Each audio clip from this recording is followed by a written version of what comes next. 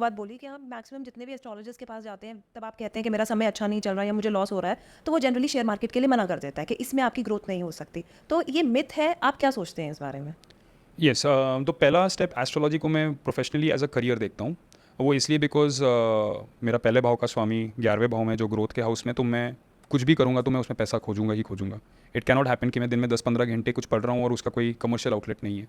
So astrology is definitely a career. रही बात अभी पंडितों की, पंडित एक एस्ट्रोलॉजर उतना ही है जितना डॉक्टर एक फार्मासिस्ट है। पंडित एस्ट्रोलॉजर नहीं है। एस्ट्रोलॉजर आपको बोलेगा कि आप शनि की पूजा कीजिए या राहु की पूजा कीजिए, तब आप पंडित के पास जाके वो पूजा करवाएंगे। आप सीधा ही पंडित के पास चले गए तो then there is a possibility कि वो आपसे सारे 9 ग्रहों की पूजा करवा देंगे। तीसरा एस्ट्रोलॉजी के कुछ, मैं पराशर ज्योतिष में पीएचडी कर रहा हूँ, तो हमारे कुछ ग्रंथ हैं, बृहत्थोरा, पाराशास्त्र, सरावली, फलादीपिका। इसमें रिलायंस बढ़ेगा या नहीं या आप बढ़ेंगे या नहीं ऐसा कुछ मेंशन नहीं किया गया है। कुछ कॉम्बिनेशंस दिए गए हैं जहाँ पे स्पेक्युलेटिव इनकम आपके लिए फेवरेबल हो सकता है, और वैसे ही कुछ कॉम्बिनेशन दिए गए हैं जहाँ पे स्पेक्युलेटिव इनकम्स को परस्यू करने में आपको दिक्कत आ सकती है।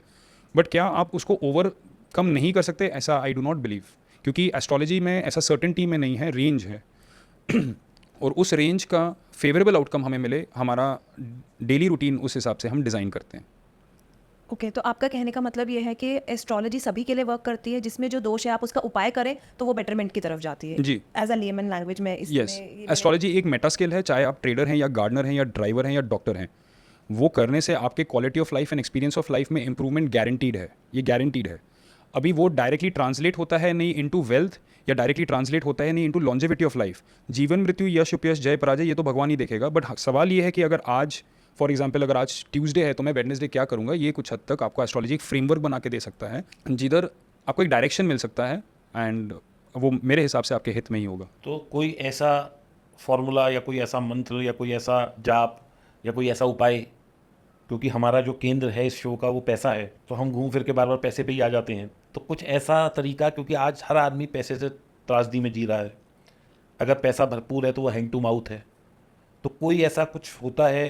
क्योंकि मुझे नहीं पता एस्ट्रोलॉजी में ऐसा कुछ होता है या नहीं, क्योंकि मैंने तो कुछ रील वील देखी थी, उसमें वो कुछ विदेशी शब्द बुलवा रहे हैं, कोई कुछ मंत्र बुलवा रहा है, कोई कुछ, मैंने रीलों पे देखा है, मैं किसी पंडित के पास नहीं गया।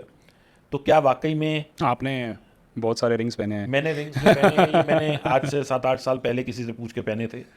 तो कोई ऐसा मंत्र या कोई ऐसा जाप होता है जो पैसे को आमंत्रित करे, या हमारे पास पैसे की जो कमी है उसको पूरा करे, या पैसे को बढ़ाए? पैसों की कमी इज़ यूजुअली सिंबॉलिक ऑफ कमी समवेयर एल्स। ये ऐसे नहीं, वो उसका एक उसका रिजल्ट है वो, बट उसका साइन है वो, बट हमें वो रूट कॉज एड्रेस करना पड़ेगा। और सेकेंडली, ये एक फ्रेमवर्क, एक ब्यूटीफुल फ्रेमवर्क महर्षि पराशर ने क्रिएट किया है। इट इज़ ऑलमोस्ट लाइक कि आप एक डायरेक्ट कॉन्वर्सेशन कर रहे हैं महर्षि पराशर के साथ, उनके लैंग्वेज में, और उसके इन बिटवीन एक एस्ट्रोलॉजर आता है जो ट्रांसलेट करता है।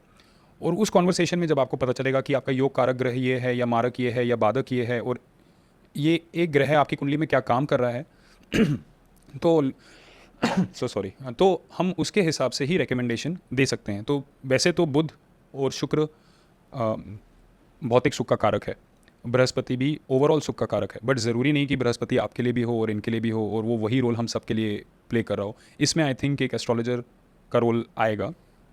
तो जैसे ये लोग पंडित वंडित हमें रीलों में बता देते हैं कि आप ये मंत्र करो, इस ग्रह का पूजा करो, ये करो, या पीपल को पानी डालाओ, या शाम को ये उपाय कर लो, तो वो किसी के लिए बेनिफिशियल और किसी के लिए अनबेनिफिशियल भी हो सकता है, या Yes, किसी को हो सकता है। दुख भी दे सकता है। यस, फॉर एग्जाम्पल, खासकर अगर आपको दान करने के लिए बोल दें, जैसे आपको बोल दें दूध दान कर दो, तो वो आपको चंद्र दान करने के लिए बोल रहे हैं। अगर आपने पैसे दान कर दिए तो आपने बुध दान कर दिया। अगर आप, जैसे अगर सपोज कीजिए कि मेरे पास, अगर किसी के पास खराब बृहस्पति है, तो उसका उपाय क्या है? आप किसी के घर जाएंगे, आप उन्हें किताबें दे दें गिफ्ट। तो जब आप इसे as a method of practice रखते हैं कि मैं आपके घर आया, मैंने आपको किताब दी, मैं इनके घर गया, मैंने उन्हें किताब दी, कहीं ना कहीं मुझे ऐसा ब्राह्मण मिल जाएगा जिसको किताब मिल के बेनिफिट होगा, और मेरा बृहस्पति उस केस में शांत होगा। मंगल को खून चाहिए, तो अगर आपने खून नहीं दिया, खुद से जाके ब्लड डोनेट नहीं किया, तो मंगल अपने तरीके से खून लेगा। खून तो तय है लेना, अगर वो खराब आया, मारक आया, उसने खून लेके ही रहेगा। That is not going to happen. अभी अगर आप खुद ही मंगलवार को जाके ब्लड डोनेट करके आते हैं, तो उससे ज़्यादा शुभ और क्या हो सकता है? बट अगर मंगल आपके लिए आपका भाग्य का स्वामी है, आपके दाम्पत्य सुख का अधिपति है, और उसको आप जाके डोनेट करने चले जाते हैं, that I think is an action in ignorance. Ignorant action है वो, इग्नोरेंट एक्शन है वो आपको। और वो भी जब इतना सिंपल है, it's not so difficult to be able to evaluate your own chart, और इतना मज़ा आता है सब्जेक्ट में। आई एज एन इंडियन, मुझे लगता है कि रिगार्डलेस ऑफ ए रिलीजन, हर किसी को प्राउड होना चाहिए हमारे एंसेस्टर्स ने क्या क्रिएट किया है, और थोड़ा एफर्ट डालें। यू नेवर नो, आपके अष्टम भाव से आप डील कर रहे हैं, अगर आप उससे वर्क करते हैं तो आपके बहुत लाइफ के कॉम्प्लिकेशंस भी सॉल्व होते हैं। तो आप एक और बात बताइए, जैसे आपने बताया कि एक पर्टिकुलर रेमेडी किसी को हार्म कर सकती है, किसी को बेनिफिट कर सकती है। दान पर्टिकुलरली दान कर देना, और इवन रिंग्स, गलत गलत मेटल अपने ऊपर लगा देना, वो बहुत ख़राब हालत कर सकती तो है किसी जैसे लोग आजकल इतनी रील्स डालते हैं कि हमने ये दान किया, हमने वो दान किया, और देखा देखी सब लोग करने लग जाते हैं। तो कोई ऐसा एक पर्टिकुलर दान जो कोई भी कर सकता हो, किसी की भी राशि को सूट कर सकता हो और उन्हें बेनिफिट मिल जाए। नहीं, वो कल्चरल और फेस्टिवल स्पेसिफिक है कि आप दिस इज़ जैसे I do not do that, मैं नहीं कर सकता रेकमेंड वैसे, बिकॉज ये आई एम अज्यूमिंग कि ये मासेस को जाने वाला है, और मैं उस किस्म का पर्सन हूँ, ऐसा एटलीस्ट मुझे लगता है कि जो सोच समझ के ही बोलेगा, ऐसे नहीं चलो, तो बोलेगा। कोई ऐसा मंत्र जो सबके लिए भला कर सके।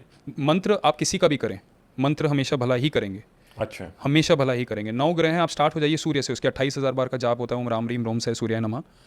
आप स्टार्ट हो जाइए और एंजॉय कीजिए उस प्रोसेस को। आप जब तक ये सारे 9 ग्रहों के मंत्र कर लेंगे, उसके बाद जब आप एक्चुअली प्रेयर्स करने जाएंगे, आपके प्रेयर्स का क्वालिटी और आपका thought process in the prayer भी बहुत क्लियर हो जाएगा। आज की डेट में मुझे भी, जब मैं 20-25 मिनट अगर कोई जाप करता हूँ तो घुटनों में पेन स्टार्ट हो जाता है या बैक में पेन स्टार्ट हो जाता है, तो it is already telling me कि थोड़ा योगा करो, कुछ फिटनेस के लिए करो। मुझे ऑलरेडी पता चल रहा है। आई एम श्योर अगर मैं ये 20-25 साल चलता है तो मैं कई घंटों तक प्रेयर कर पाऊंगा विदाउट एनी प्रॉब्लम, और मुझे बहुत मज़ा आएगा। ये एक मैराथन है, स्प्रिंट नहीं है। आप पहले एक लाइन के बीज मंत्र